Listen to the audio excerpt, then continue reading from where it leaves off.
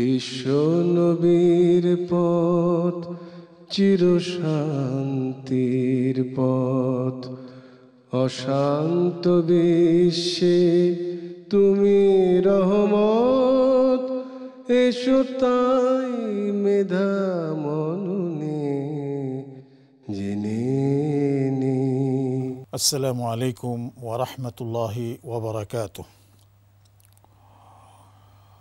শুরু করছি আমাদের জুমাবারের নিয়মিত আয়োজন দারসুল হাদিস। বিশ্বের যে যেখানে আছেন, আমাদেরকে দেখছেন এবং শুনছেন, তাদের সবাইকে জানাচ্ছি আন্তরিক মুবারকবাদ। আমরা আজকের যে বিষয়টি আপনাদের সামনে উপস্থাপন করব, সেটি হলো মৃত ব্যক্তির দ্রুত জানাজা শেষে দাফন কাফন সম্পন্ন করা এবং মৃত ব্যক্তির উপর যদি কোনো ঋণ থেকে থাকে দ্রুত তা আদায় করে দেয়া। এই প্রসঙ্গে আমরা হাদিস পেশ করব। তো আসুন প্রথমে আমরা হাদিস শুনি। এই হাদিসটি আমি পড়ছি আপনাদের সামনে রিয়াদুস সালেহিন থেকে। ইমাম নববী রাহমাতুল্লাহ আলাইহি এই গ্রন্থটি রচনা করেছেন সকল মুসলিম পরিবারের জন্য। আর আল্লাহর মেহেরবানি যে কিতাবটি সারা বিশ্বে সমাদৃত, কতগুলো ভাষায় এর অনুবাদ হয়েছে তা আমাদের হিসাবে নেই।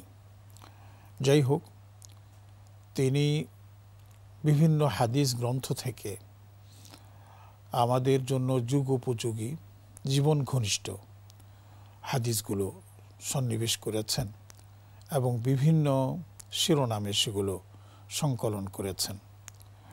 তা আসুন আমরা হাদিস শুনি, এরপরে আমরা অর্থানুবাদে যাব, এরপরে তার ব্যাখ্যা বিশ্লেষণ আমরা করব।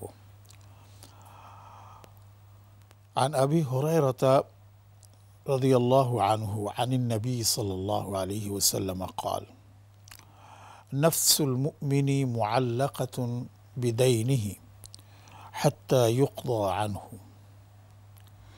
رواه الترمذي وقال حديث حسن. প্রখ্যাত হাদিস বিশারদ মুহাদ্দিস সাহাবায়ে কেরামদের মাঝে হযরত আবু হুরায়রা রাদিয়াল্লাহু তাআলা আনহু এই হাদিসটি বর্ণনা করেন। আবু হুরায়রা সম্পর্কে নিশ্চয়ই আপনাদের ধারণা আছে। হাদিস শাস্ত্রে সবচাইতে বেশি যিনি হাদিস বর্ণনা করেছেন তার নাম হচ্ছে আবু হুরায়রা।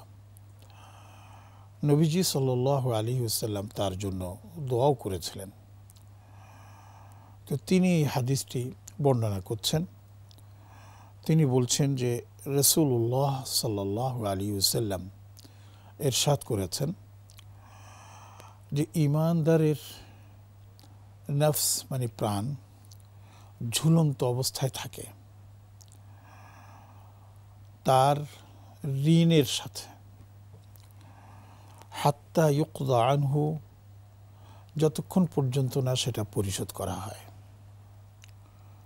হাদিসের বর্ণনাকারী হচ্ছেন ইমাম তিরমিজি রাহমাতুল্লাহ আলাইহি এবং তিনি হাদিসটির মান সম্পর্কে বলছেন এই হাদিসটি হাসান।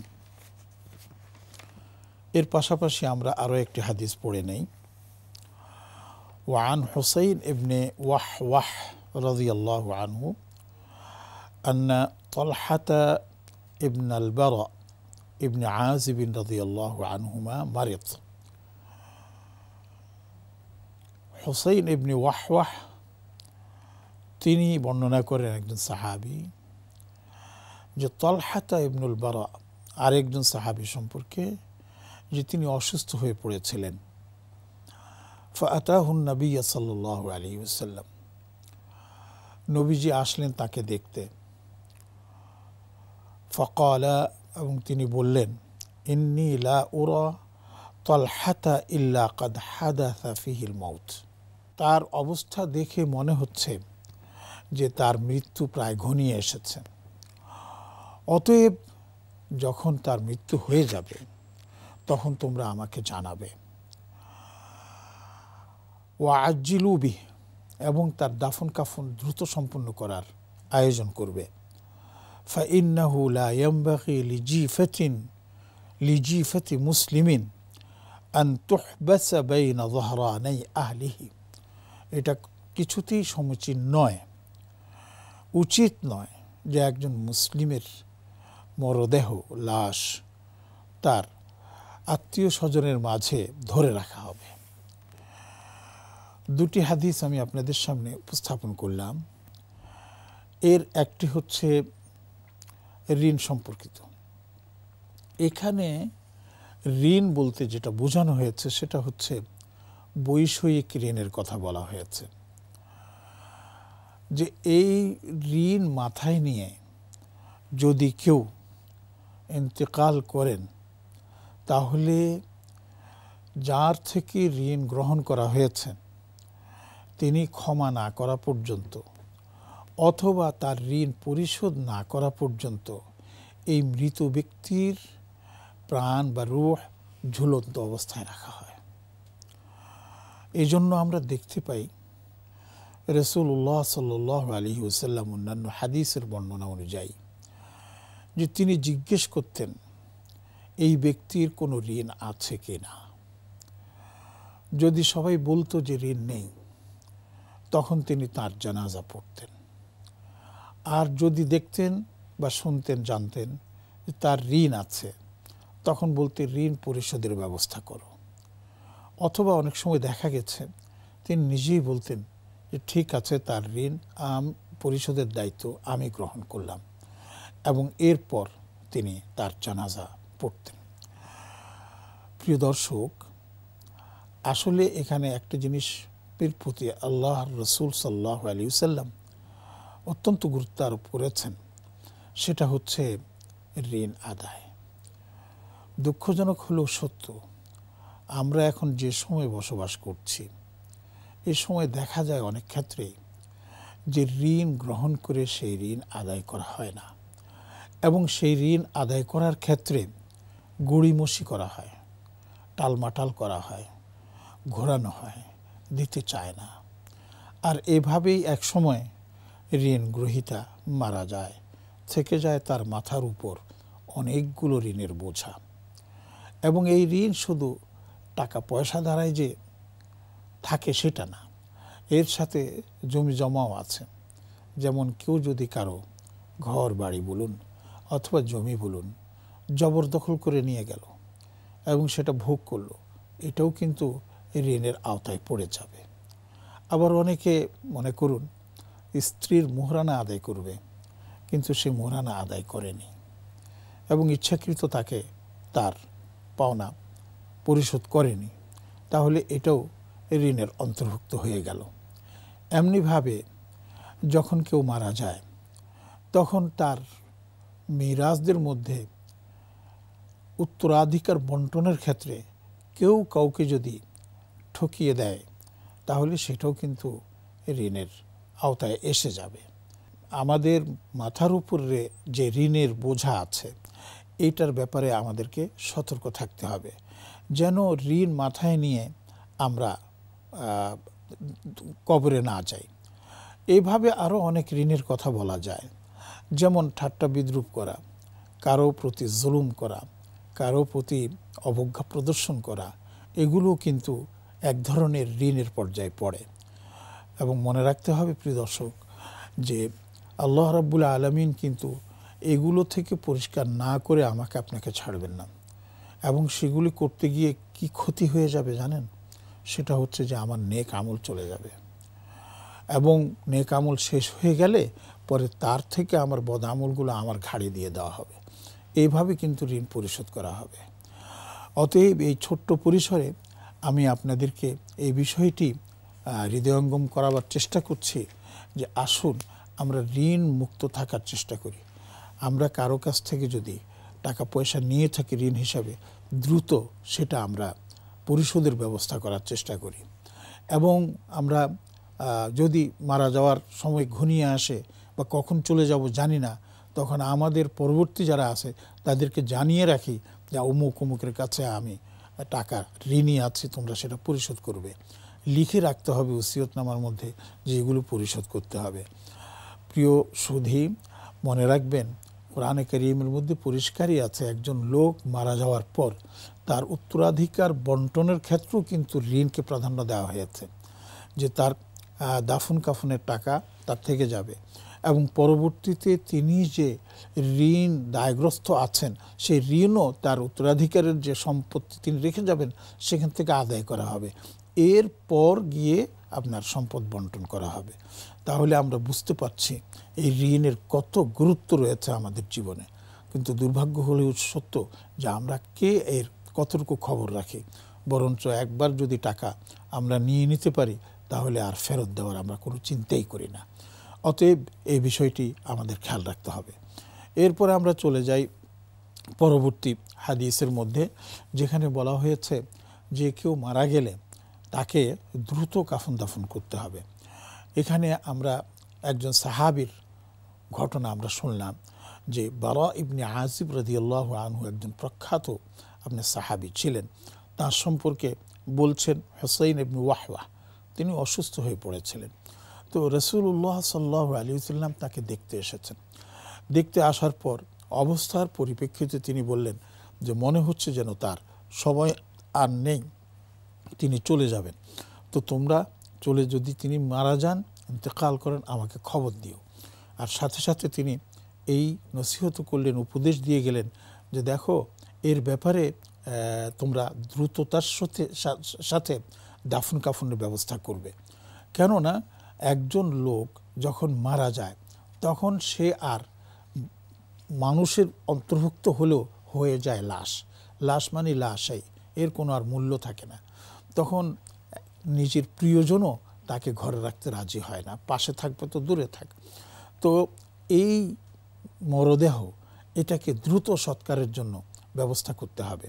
এবং রাসূলুল্লাহ সাল্লাল্লাহু আলাইহি ওয়াসাল্লাম বললেন যে দেখো একজন মুসলিমের মরদেহ তার আত্মীয় স্বজন বা পরিবারের মাঝে ধরে রাখার কোনো যুক্তি নেই।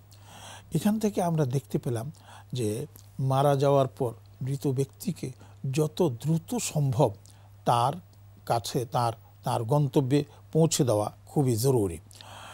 তো এই জন্য কিন্তু হাদিসও আছে। অন্য এক হাদিসের মধ্যে আমরা দেখতে পাই, জানি যে রাসূলুল্লাহ সাল্লাল্লাহু আলাইহি ওয়াসাল্লাম বলেছেন যে দেখো যখন কোনো লোক মারা যায়, ইয়াকুলু ইযা উদিআতিল জানাযাতু ফাহতামালার রিজাল, যখন কাঁধে নেওয়া হয়, পুরুষরা তাকে কাঁধে নেয়, তখন সে যদি ভালো হয়, লোকটি ভালো হয়, তখন সে বলে তাড়াতাড়ি করো, কাদ্দিমুনি, আমাকে আগে নিয়ে যাও, আমাকে তাড়াতাড়ি আমার গন্তব্যে পৌঁছে দাও। আর যদি সেই ব্যক্তি ওয়াইন কানাত গায়রা সালিহাতিন, সে যদি নেককার না হয়, পাপী হয়, গুনাহগার হয়, তখন সে বলতে থাকে তার পরিবারকে ইয়া ওয়াইলাহা আইনা তাযহাবুনা বিহা, হায় হায় তোমরা একে নিয়ে কোথায় যাচ্ছ। এবং তার এই চিৎকার, তার এই আত্মচিৎকার মরদেহের সবাই শুনতে পায়। ইয়াসমাউ সাওতাহা কুল্লু শাই ইল্লাল ইনসান, মানুষ ব্যতীত মানুষ শুনতে পায় না, অথচ তার কাঁধেই কিন্তু সেই মরদেহ ভর করে আছে। ওয়ালাউ সামিআল ইনসানু লা সা'iqa, যদি মানুষ শুনতে পেত তার আত্মচিৎকার তো মানুষ সেখানেই বেহুশ হয়ে পড়ে যেত। ইমাম বুখারী রাহমাতুল্লাহ আলাইহি এই হাদিসটি বর্ণনা করেছেন। সুপ্রিয় দর্শক, আমরা এখান থেকে দেখতে পেলাম যে জানাজার কাজ যত দ্রুত সম্পন্ন করা যায় ততই যেমন মরদেহের জন্য মঙ্গল, তেমনিভাবে আত্মীয় স্বজন যারা আছে তাদের জন্য মঙ্গল। কিন্তু এখানেও আমাদেরকে কথা বলতে হচ্ছে, দুর্ভাগ্যজনক হলেও সত্য, আমরা ইদানিংকালে দেখতে পাচ্ছি যে অনেক জায়গায় যদি কেউ মারা যান তাহলে তার লাশ 1 দিন 2 দিন 3 দিনও পর্যন্ত আপনার কি করা হয়, সংরক্ষণ করা হয়, ফ্রিজ আপ করে রাখা হয়। কারণ অনেক কিছুই দেখানো যায়। কেউ হয়তো ছেলেমেয়েরা বিদেশে আছে, তারা আসবে, তারা আসার পর আপনার কি করা হবে, জানাজা হবে, তারপরে দাফন করা হবে, তাদেরকে শেষ দেখাতে হবে। এই হলো অনেক একটা কারণ। আর একটা হচ্ছে যেমন হয়তো প্রত্যন্ত অঞ্চলে নিয়ে যেতে হবে, সেখানকার মানুষকে খবর দিতে হবে এবং সেখানে খবর দিয়ে তাদেরকে আসার সুযোগ করে দিতে হবে। এই জন্য প্রায় 1-1.5 দিন পর্যন্ত লাশকে আপনার ঝুলিয়ে রাখা হয়। তো এটা কতটুকু গ্রহণযোগ্য সেটা আপনারাই বিবেচনা করে দেখুন। আমি সেই সকল সন্তানদের বা আত্মীয়দের বলবো যে মানুষ যখন মারা যায় তখন তার গন্তব্যে পৌঁছে দেওয়াই হচ্ছে সর্বোত্তম কাজ। আপনি এসে দেখবেন বটে, কিন্তু এর দ্বারা আমার যিনি চলে গেছেন তার কি উপকার হবে আমাকে বলুন, এবং যিনি আপনি দেখবেন আপনার কি উপকার হবে। আপনি হয়তো একটা মৃত এবং মানে প্রাণহীন একটা দেহ আপনি দেখতে পাবেন, এর বেশি কিছু না।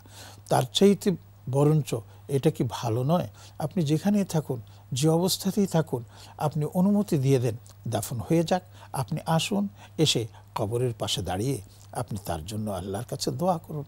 এটা কি উত্তম নয় এবং এটা কি সুন্দর নয়? তাহলে আপনার বাবাও, মা বা আত্মীয়স্বজন যেই হোক তারাও শান্তি পেলেন, আপনিও শান্তি পেলেন। এমনটি যেন না হয় যে যখন এই সুযোগ আছে তখন আর আমার যাওয়ার দরকার কি। সেটা আপনাদের ব্যাপার, আসবেন কি আসবেন না। আসলেও ভালো, না আসলেও যদি অনুমতি দিয়ে দেন তাহলে আপনার এই আত্মীয় যিনি আছেন মরদেহ, তিনি তার জায়গায় পৌঁছে যাবেন।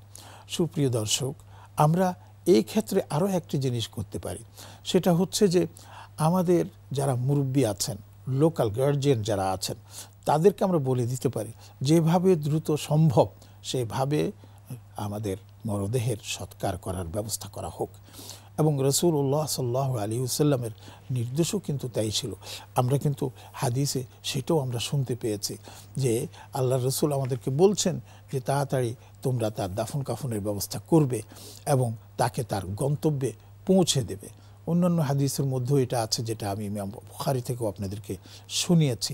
আরও আছে এভাবে যে তোমরা তাকে পৌঁছে দাও। সে যদি ভালো হয় তাহলে সে বলবে যে ভাই আমাকে দেরি করবে না, আমাকে আমার জায়গায় পৌঁছে দাও। আর যদি সে মন্দ হয় তাহলে সে যেতে চাইবে না বটে, কিন্তু কে ঠেকাবে? কেউ তো ঠেকানোর মতো নেই যে তাকে ধরে রাখবে। অতএব আমরা হাদিসের উপর আমল করার ক্ষেত্রে যদি এই সুন্দর সিস্টেমটাকে, পদ্ধতিটাকে আমরা মেনে নিতে পারতাম, কতই না ভালো হতো। তো যেটা বলছিলাম মোহতারাম, যে আমরা অযথা আমরা লাশকে ধরে রেখে তাকে কষ্ট দেওয়ার কোনো যুক্তি নেই। মনে রাখবেন, একজন লোক মৃত হয়ে যাওয়ার পর, তার শেষ নিঃশ্বাস ত্যাগের পর তার উপর পরবর্তী সময়ের পরকালীন যে ব্যবস্থা দিয়েছে সেটা কিন্তু শুরু হয়ে যায়। সেটা কিন্তু আপনার এই পৃথিবীতে রেখে দিলে কম হবে বা শুরু হবে না, বিষয়টি কিন্তু তেমন না। অনেকে মনে করে যে উপরে ধরে রাখলে কবরে গিয়ে যে সোয়াল জবাব হবে ওটা থেকে আপনার হয়তো বিরত থাকবে, বা দেরি করে রাখলে মৃত্যুর আপনার লাভ হতে পারে। এগুলি কিন্তু ঠিক না। তার কাজ ঠিকভাবেই চলতে থাকবে, এবার সেটা আপনার দাফন হোক বা না হোক। এই জন্যই আল্লাহর রসুল সাল্লাল্লাহু আলাইহি ওয়াসাল্লাম আমাদেরকে এই শিক্ষা দিয়েছেন যেন আমরা আমাদের মৃত ব্যক্তিকে দ্রুততার সাথে তার গন্তব্যে পৌঁছে দিই। সুপ্রিয় দর্শক, এবার আমরা দুটি হাদিসের থেকে কি পেলাম তার উপর একটু আলোচনা করি। সেটা হচ্ছে, 1 নম্বর, আমরা দেখতে পেলাম যে কোনো মাইয়েত ইন্তেকালের পর তার দাফন কাফন করতে হবে দ্রুততার সাথে, এবং সে বিষয়ে যা যা করণীয় প্রয়োজন সেটা করতে হবে। এখানে আত্মীয় স্বজনদের জন্য আপনার ব্যবস্থা করতে হবে। আরও সুন্দর ব্যবস্থা আছে যে আমি যদি দ্রুততার সহিত জানাজা দিয়ে দাফন করে দেই, তাহলে যদি কোনো সন্তান, ছেলে ওলি, এবং সে যদি বাইরে থাকে, সে এসেও কিন্তু কবরস্থানে দাঁড়িয়ে সে আল্লাহর নামে কি দেন বল তার জন্য দোয়া করতে পারবে। 2 নম্বর আমরা যেটা করতে পারি সেটা হচ্ছে তার কোনো ঋণ আছে কিনা, তাহলে সেই ঋণগুলার খোঁজ খবর নিয়ে আমরা সেই খোঁজ খবর নিয়ে তাদের ঋণ আমরা পরিশোধের ব্যবস্থা করতে পারি। আবার আমরা এটাও করতে পারি যে যদি কারো প্রতি তিনি দুর্ব্যবহার করে থাকেন, অন্যায় আচরণ করে থাকেন, বা কেউ যদি তার আচরণ দ্বারা কষ্ট পেয়ে থাকে এমন যদি জানা থাকে, তার কাছে গিয়ে তার জন্য আমরা ক্ষমা প্রার্থনা করতে পারি। তবে একটা জিনিস এখানে আমাদের দেশে হয়ে থাকে, এটা শরীয়ত সম্মত নয়, যে জানাজার পূর্বে একজন দাঁড়িয়ে বলে যে ভাই লোকটি কেমন ছিলেন, অনেক সবাই বলে যে ভালো, এবং সেইভাবে তারপরে জানাজা আপনার করা হয়। এই পদ্ধতি কিন্তু শরীয়ত সম্মত নয়। যার জন্য আপনি বলছেন লোকটি ভালো, মনে মনে হয়তো বলছেন ভালো উচ্চস্বরে, কিন্তু মনে আছে যে হ্যাঁ লোকটি সম্পর্কে আমরা খুব ভালো জানি তিনি কেমন ছিলেন। অতএব এগুলো না করে তার জন্য যদি তিনি ভালো হয়ে থাকেন তো ভালো আছেন, আর যদি তার কোনো অন্যায় আচরণ থেকেও থাকে তাহলে আমরা তাকে ক্ষমা করে দেওয়ার জন্য বলবো এবং তার জন্য আমরা মাগফিরাতের দোয়া আল্লাহর কাছে করব। অতএব আসুন আমরা এই হাদিস দুটির আলোকে আমাদের জীবনকে গড়ি এবং আমাদের পরবর্তী প্রজন্ম যারা আছে আমাদের নিজেদের জন্য তাদেরকে সেই ওসিয়তগুলো করে যাই এবং আমরা ঋণ মুক্ত থাকার চেষ্টা করি এবং মারা যাওয়ার পর ইন্তেকালের পর দ্রুততার সহিত যেন আমাদের দাফন কাজ সম্পন্ন করা হয় সেই বিষয়ে আমরা দৃষ্টি আকর্ষণ করি। পাশাপাশি রিয়াদুস সালেহিনটা আমরা ঘরে রাখার চেষ্টা করি এবং ঘরের মধ্যে যারা আছি আমরা সবাই এক একটি হাদিস পড়ে এবং তার অর্থানুবাদ জেনে বা অনুবাদ জেনে আমরা তার উপর আমল করার চেষ্টা করি। বেশ কিছু রিয়াদুস সালেহিনের ব্যাখ্যা গ্রন্থ এখন বেরিয়ে গেছে, সেগুলো আমরা সংগ্রহ করার চেষ্টা করি। আল্লাহ রাব্বুল আলামিন আমাদের সবাইকে এর উপর আমল করার তৌফিক দান করুন। ওয়া আখিরু দাওয়ানা আনিল হামদুলিল্লাহি রাব্বিল আলামিন। ওয়াসসালামু আলাইকুম ওয়া রাহমাতুল্লাহি ওয়া বারাকাতুহু। বিশ্ব নবীর পথ চির শান্তির পথ, অশান্ত বিশ্বে